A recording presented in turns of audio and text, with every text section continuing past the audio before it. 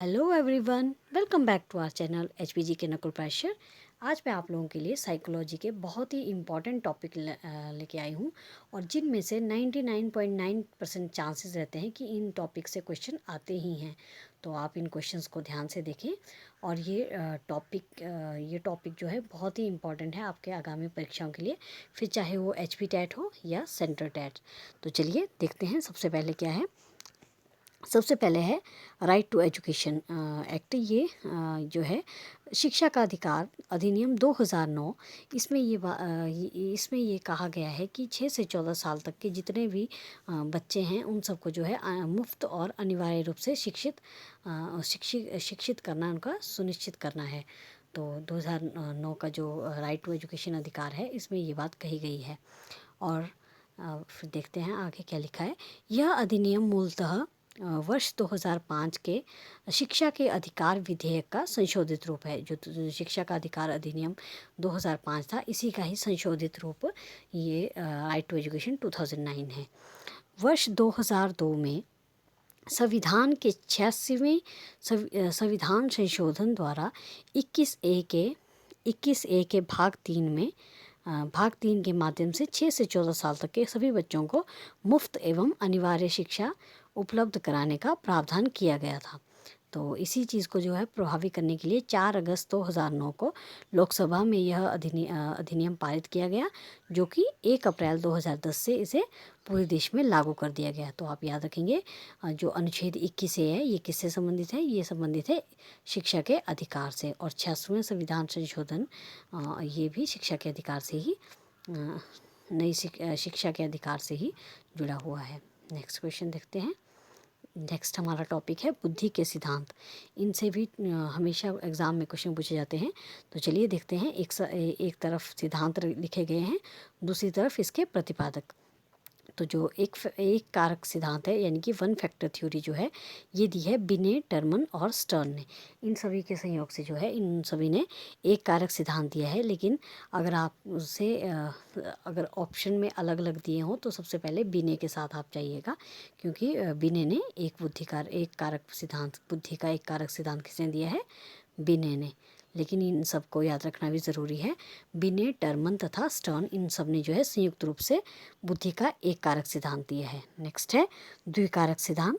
तो जो द्विकारक सिद्धांत है द्विकारक और त्रिकारक सिद्धांत है, ये दोनों जो है स्पीयरमैन ने दिया है। याद रखेंगे, एक कारक दिया है बिने, टर्मन और स्टर्न ने, और द्विकारक और त्रिकारक दोनों जो हैं ये स्पीयरमैन ने दिए हैं। अगला है बहुकारक सिद्धांत, ये दिया है थॉर्नडाइक ने।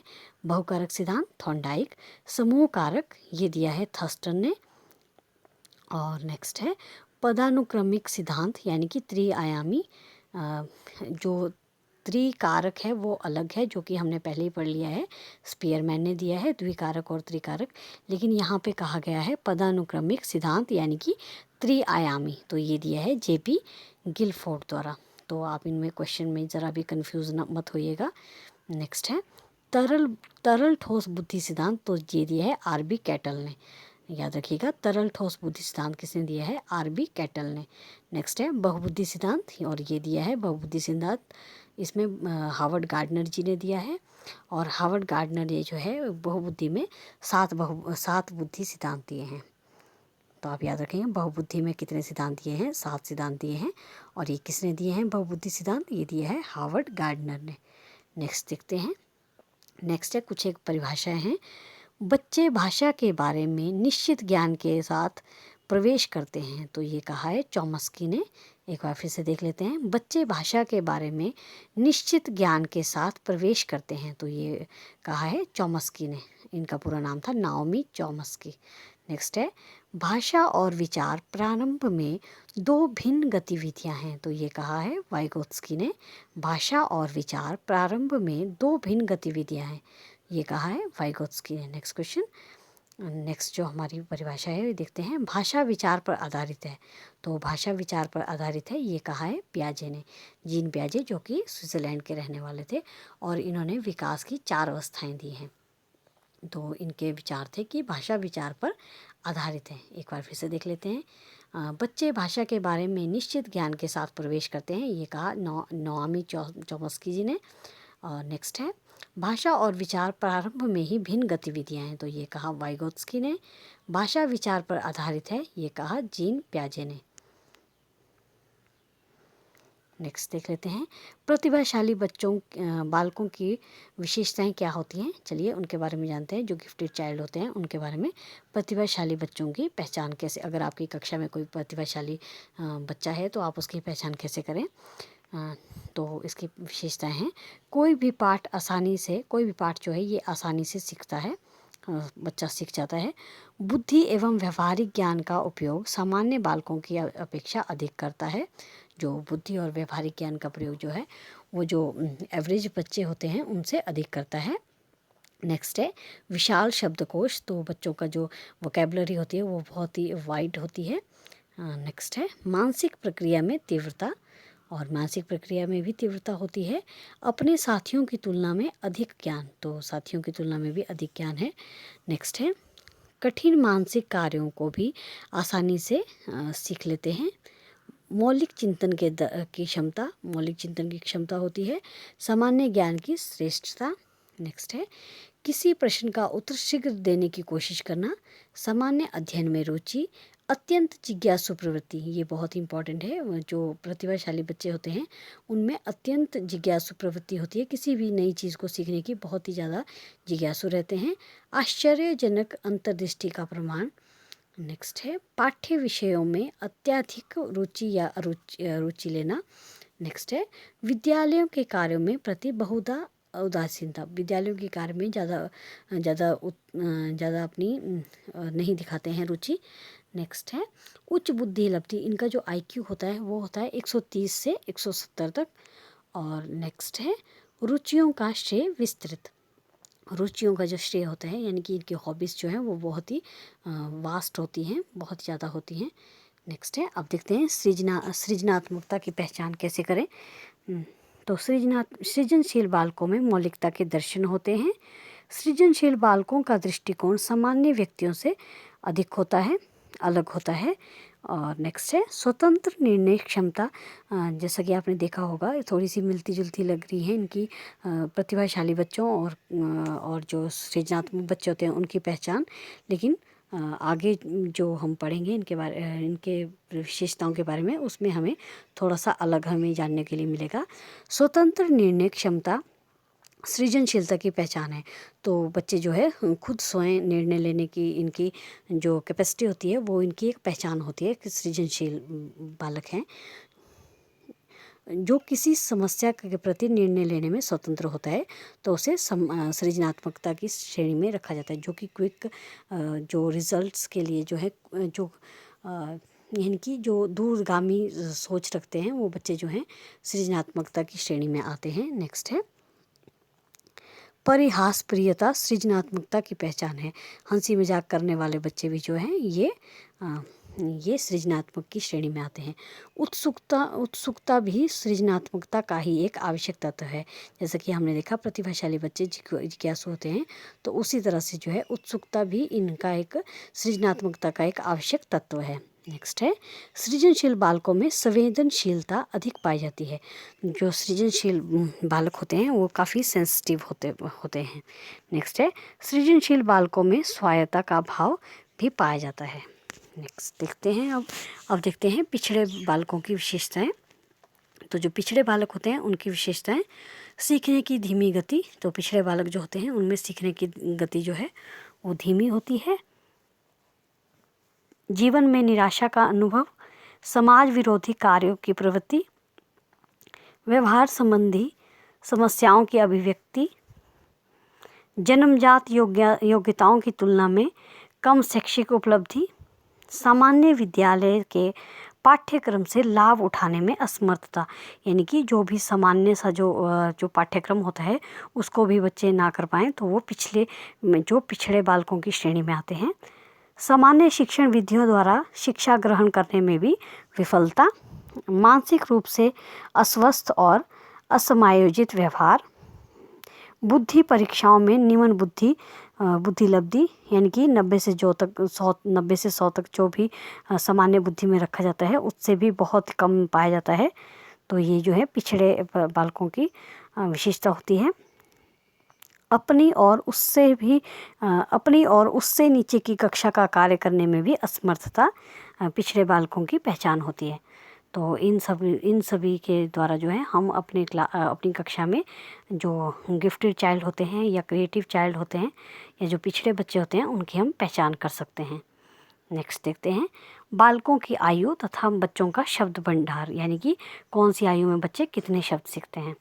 तो सबसे पहले है जन्म से 8 माह तक बच्चे 0 शब्द सीखते हैं, और 9 से 12 माह तक ये बच्चे 3 से 4 शब्द सीखते हैं। 1.5 वर्ष तक ये 10 से 12, और 2 वर्ष तक जो है बच्चे 272 शब्द सीख लेते हैं। 2.5 वर्ष तक इसकी संख्या 450 हो जाती है, और 3 वर्ष तक 1000 शब्द जो है बच्चे सीख लेते हैं, और 3.5 वर्ष तक जो है ये 1250। तो आपने जो है याद रखने हैं, आपने सिर्फ यही याद रखने हैं कि 2 वर्ष तक कितने शब्द सीख लेता है 272, 2.5 साल तक 450, और 3 वर्ष तक जो है ये 1000 शब्द जो है बच्चा सीख लेता है। तो ये आपने याद रखे हैं। इतने ज़्यादा यहाँ पे बहुत दिए गए हैं जो इनको याद करने की आपको ज़रूरत नहीं है। नेक्स्ट देखते हैं व्याकरण की शिक्षण विधियाँ, टीचिंग मेथड ऑफ ग्रामर, और ये हमेशा ही एग्ज़ाम में पूछ लिए जाते हैं क्वेश्चन। तो सबसे पहले देखते हैं निगमन विधि यानी कि डिडक्टिव मेथड। प्राचीन काल में जब छात्र आश्रमों में रहकर जो है शिक्षा प्राप्त करते थे, तब उन्हें कुछ नियम उपनियम बता दिए जाते थे। छात्र उन्हें रट लेते थे, और इस विधि को जो है क्या कहते थे, निगमन विधि कहते थे।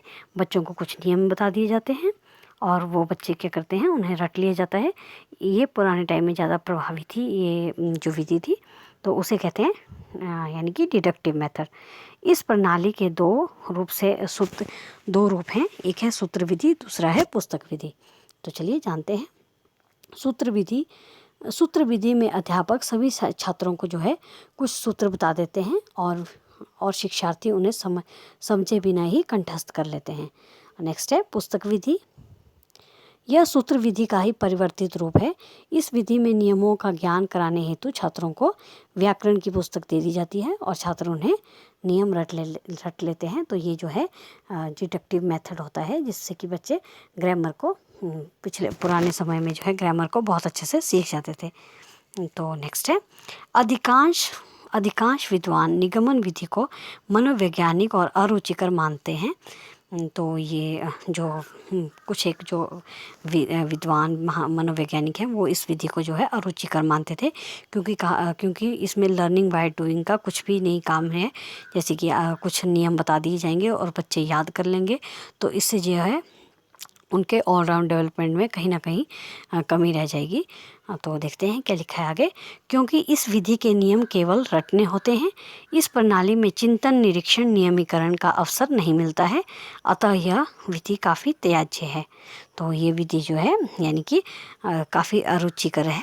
तो नेक्स्ट देखते हैं आगमन विधि, जो कि है इंडक्टिव मेथड। इस विधि में छात्र उदाहरणों की सहायता से सामान्य सिद्धांत निकालते हैं। आगमन विधि में 4 पदों का अनुसरण करके छात्र व्याकरण के नियम और उपनियम खुद निकालते हैं। तो ये वाली जो इंडक्टिव मेथड है ये बहुत ही अच्छा मेथड है, बच्चों को करके सीखते हैं।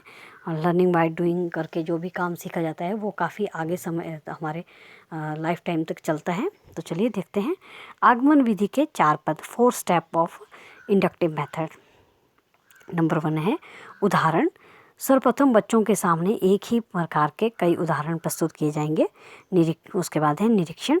छात्र इन उदाहरणों को देखते हैं, इनका विश्लेषण करते हैं और इनसे जो समानता होती है उसे पता लगाते हैं। फिर नेक्स्ट है थर्ड पॉइंट, सामान्यीकरण। इस समानता को ये नियम का रूप दे देते हैं, और सामान्यीकरण के कारण जो है इस चीज़ को ये नियम का रूप दे देते हैं। नेक्स्ट है परीक्षण द्वारा निकाले गए, जो टेस्ट द्वारा निकाले गए नियमों की सत्यता हेतु उनके परीक्षण करते हैं, और टेस्ट द्वारा जो है इनको कि ये कितने फ़ायदेमंद है इस चीज़ का जो है बच्चे इस चीज़ का प्रयोग करते हैं। तो जान लेते हैं अब। यह विधि सरस रुचिकर और ग्राह्य है। यानी कि ये जो विधि है यानी कि इंडक्टिव मेथड जो है ये बहुत ही अच्छा एक रुचिकर है और इसे ग्रहण किया जा सकता है, क्योंकि इस प्रणाली में छात्रों को स्वयं सीखने का अवसर मिलता है और जो भी स्वयं के द्वारा सीखा जाता है वो काफ़ी देर तक हमारे साथ रहता है, जिससे उसका मानसिक विकास होता है और मानसिक विकास भी होता है और बच्चे की ऑलराउंड डेवलपमेंट भी होती है। इस प्रकार सीखा हुआ ज्ञान स्थायी होता है। अतः इस प्रणाली में कुछ शिक्षण सूत्र ज्ञात और अज्ञात, मूर्त से अमूर्त, सरल से कठिन आदि का पालन किया जाता है। तो आई होप आपको ये वीडियो अच्छी लगी होगी, और अगर अच्छी लगी है तो प्लीज़ लाइक शेयर ज़रूर कीजिएगा। Thanks for watching.